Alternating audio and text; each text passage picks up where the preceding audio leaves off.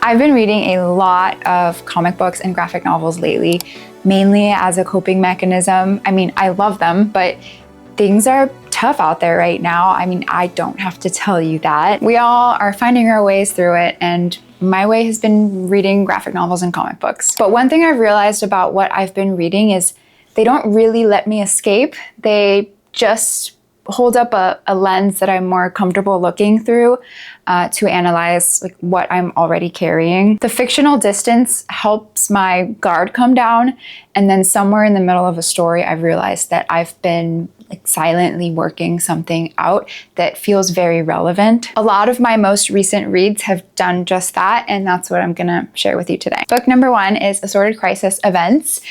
This has been on my list for a very long time, and I finally read through it when I took it on my most recent trip back home to PR, and I got a lot to say, but I'm gonna try to condense it. This is a short story anthology, and as the title suggests, each story is about a different type of crisis. The stories are pretty heavy, for lack of a better word, depressing, but they make you think. But I definitely could not read this in rapid succession. I needed to pause after every story, take it in, take a breather, find a palate cleanser, and then jump into it when I was in the mood to process heavier things. But that's just me. I'm sensitive. And I'm like an empath, so I absorb things way too much. One of the stories, the premise is there is an alternate reality where there is an exact replica of this town. It's a replica of you, of your family, of your house, and their version gets destroyed. And they end up coming into your version. And it asks the question, do you let them in? Do you let them live alongside you? Would you invite yourself into your home and share your resources with them? Who is worthy of what? At first, they're all hunky-dory, and things go sideways pretty quickly. I drew a direct parallel to immigration. It's one of those themes that works precisely because it is fictional. You're able to engage with the question without your preconceived notions coming up and without your gut reactions getting in the way, because the phrase immigration is a hot button topic that a lot of people have opinions on, but when you strip it down, you might want to reevaluate your opinions or strengthen them. I don't know. If you've read it, please let me know in the comments.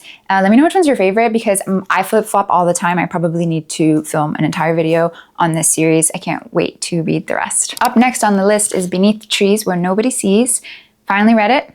Also been on my list for a minute. This is described as cozy horror, which I think is such a perfect description. I mean, it's a murder mystery, but all of the characters are animals, which really makes the deaths hit harder. It's a great storytelling tactic. So the main character, she's a pillar in the community, but she's also a murderer. But the catch is she would never murder anybody locally. No. That's why she drives to the city and she does the murder to the city folk, okay? She does have boundaries. So she's getting away with it. Her life is going fine until animals in her town are turning up dead, and she needs to solve the crime before somehow the investigation leads back to her and uncovers that she's a murderer too. What this one does best, and what I found so interesting and what fits with the theme of today's video, is it asks the question, how much of someone do we really know? How much of what we perceive about someone is just what they've chosen to show us? And, you know, we kind of have to face those crazy impulses and urges that people have to hide or fight or repress, and the very real consequences of that. Book number 3 is Daytripper. I found this on the shelves of my local comic book shop. I read the description and I immediately knew that it was right up my alley. And on the way home, I was like, Daytripper sounds really familiar. So I reread the comments and I saw that someone suggested it to me, which was really validating because y'all get me and I appreciate it. I don't want to give too much away. I feel like a big part of reading books like this is projecting your own experience onto them and coming up to your own conclusions. But it's also a collection of short stories. They all end the same way. But in this one, unlike Assorted Crisis Events, it's all the same characters. And again, I couldn't read it in one sitting because they were a little bit heavy at times, so I had to sit with them. I think it's essentially asking you to think about how the decisions we make shape our lives and pave way for our legacy and the people that we leave behind. What gets remembered, what doesn't, what's real, what's not. This is a good suggestion for that one friend that thinks that they're too good for a book with pictures in it, because we all have a friend or two like that. Up next is The Future is Fucked, and this one feels uncomfortably relevant. Basically, corporations run everything.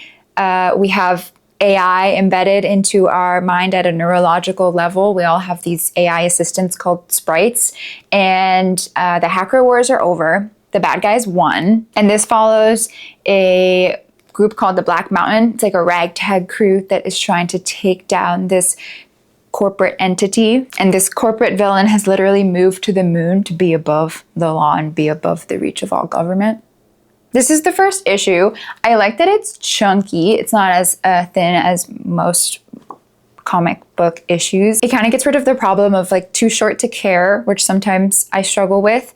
So I appreciate that. And if you're a coder, there are like hacker Easter eggs embedded in the issues. This book made me feel like I was looking into the future, which is either a bad thing or a cool thing, depending on how you look at it. Book number 5 is Paper Girls. And I gotta admit, I have had this on my list forever, but I've been dismissing it because I assumed it skewed young adult until a lot of you guys recommended it on one of my other videos, and you were 100% right. But that's actually one thing that I love about comic books and graphic novels is the line between what's for teens and what's for adults gets beautifully blurry. I feel like the things that captured us when we were younger weren't shallow. That sense of wonder, world-ending friendships, and a group of friends that stumbles upon something massive and rises to the occasion and figures it out. That's not a lesser kind of storytelling. I think that when you reread it as an adult, you take more things out of it. You can view it from a different lens. You interpret things differently. And I think that good storytelling does not have an age limit. Time travel, which I always love. A badass girl gang, hell yeah. And I feel like it kind of had DNA of like the Goonies and Stranger Things, but it's entirely its own thing. It was definitely a page turner for me. Finished it in one afternoon. Super fun. Highly recommend. Hansi, be quiet. Up next is Breath of the Giant. I found this at a New York City Comic-Con and never heard of it before. Didn't know what to expect. I really liked it. First of all, I think that the imagery was so pretty. The colors are beautiful. It was a fast read because it's not really dialogue heavy, but sometimes that's nice. And it's also a really good book to recommend to someone younger. I always like having those recommendations in my back pocket so you can read it and share it with them. It deals with grief and sibling dynamics, and you know, it is a little bit more personal of a mirror, but sometimes what we're dealing with is something that we are carrying, not necessarily something that's happening outside of us, less political, but that's exactly why it works. Book number 7 is Moon Man. I did mention this in my last video, but I felt like I wanted to mention it again because I felt so silly.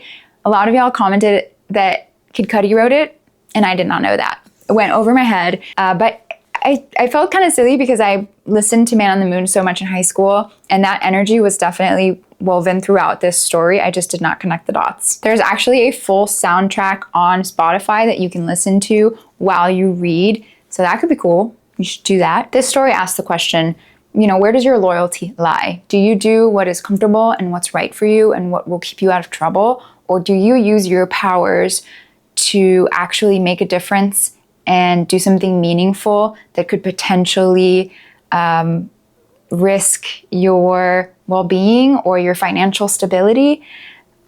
I don't know. That's a tough one. And beneath that, there's themes like family, like where you belong in society, and very on brand for this list, evil corporations. An evil corporation is a great villain, especially nowadays. It's a little bit too real. The visuals in this are very punchy and electric, and I factor in the illustrations pretty heavily when I pick out a read, so this was an easy one for me. Last on my list is a little different than the rest. It is Dork, half orc, half dwarf, all dork. This one is silly and nostalgic, and I put it on the list because I think nostalgia is having a moment. We are all trying to connect to our younger selves and find joy in wholesome, silly things and not think about adulting so much. It seems like it's gonna be a classic hero's journey. I love the colors, I love the character design, I love the energy, I love the medieval times setting. It was just a fun read. Read it so quick. I enjoyed it, easy breezy. But you know, I'm a little frustrated because I saw these sold out super quick, and then I found them on eBay for way too much money. And I still haven't found the second issue, which is a bummer. And I don't know how I feel about that. I have complicated feelings about that. I don't think I'm a fan. As someone who just wants to read for fun, I don't know. That's everything for this one. Those are my most recent reads. All of the authors and artists are linked below. Please go support them. They're amazing. I didn't want to butcher any names, so I put them in the description. I want to end where I started because I described reading these books as like a coping mechanism, but I don't really think that's the right term because none of these books really let you off the hook. You know, evil corporations, AI, immigration, legacy, hidden secrets, belonging, what we owe each other, it's all there. So yeah, they didn't really let me get away from the world. They just let me understand it enough to come back and present myself in a more resilient way, I guess. Please let me know if you've read any of these. I really like hanging out in the comments and hearing about your takes and hearing your suggestions. It's probably my favorite part about this whole process so far. Please like and subscribe if this has inspired you. It means a lot, more than you know. I'm just getting started and I need all of the pick-me-up I can get to keep it going. I've been doing like one video a month, but I'm gonna start doing 2. So you'll be seeing more of me. Thank you so much for hanging out and for using your time to watch me talk about stuff. I really appreciate it. Catch you later, bye.